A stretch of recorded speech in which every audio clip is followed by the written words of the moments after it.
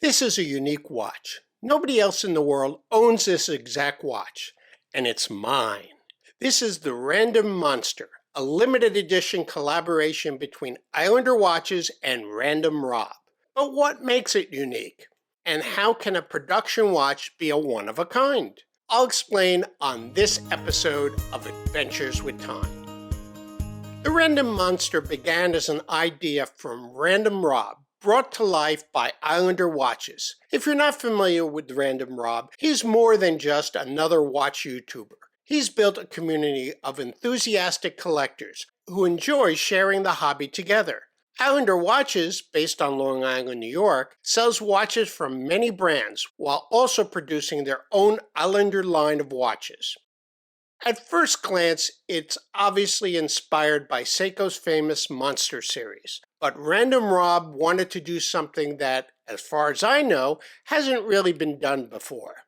We've seen watches that are technically unique before. Meteorite dials, forged carbon, recycled materials, those all produce random patterns that make every watch unique. But Rob's idea was different. Instead of relying on materials, he created a system where buyers could intentionally choose the color of each hand.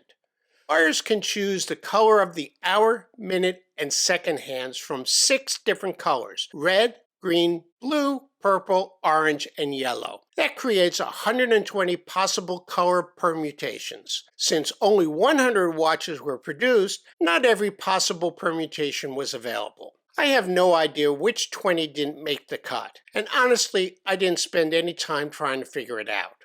I chose number 14, which pairs a red hour hand, an orange minute hand, and a green seconds hand.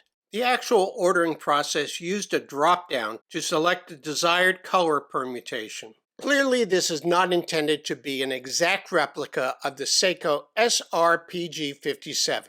Aside from several minor design differences, the major difference is that the Random Monster is a time-only watch. Unlike many Seiko Monsters, this is a true no-date watch. That means Islander uses the NH38 automatic movement instead of the NH36. It's a reliable movement, beating at 21,600 vibrations per hour. Offers about 41 hours of power reserve, and is rated at an average of -20 to +40 seconds per day. One other difference is that the Random Monster has a white dial with the gray chapter ring, a color option not available with the Seiko models.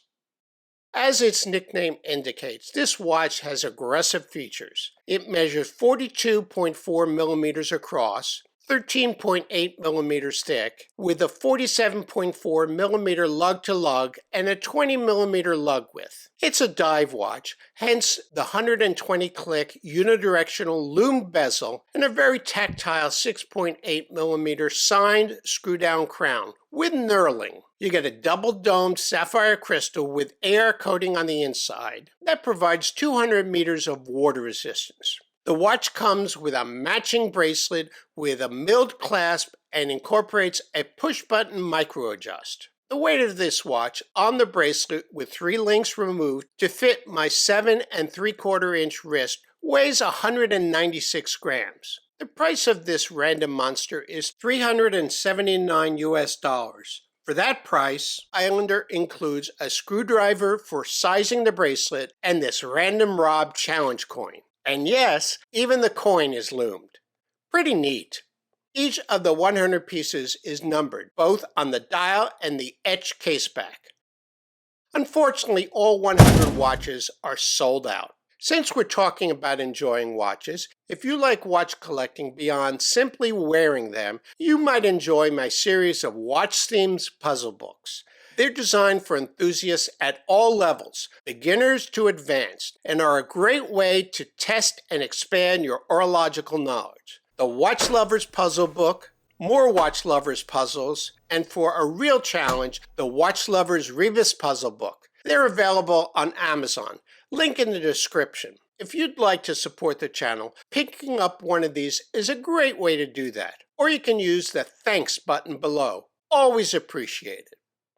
So why did I buy one of these watches? First, I've always liked the quirky personality of the Seiko Monster. It's a fun summer watch, but I've never actually owned one. This gave me the perfect excuse. Second, I've been a fan of Islander watches for years. I bought this ISL 008 dive watch back in 2020, and it's still one of my favorites.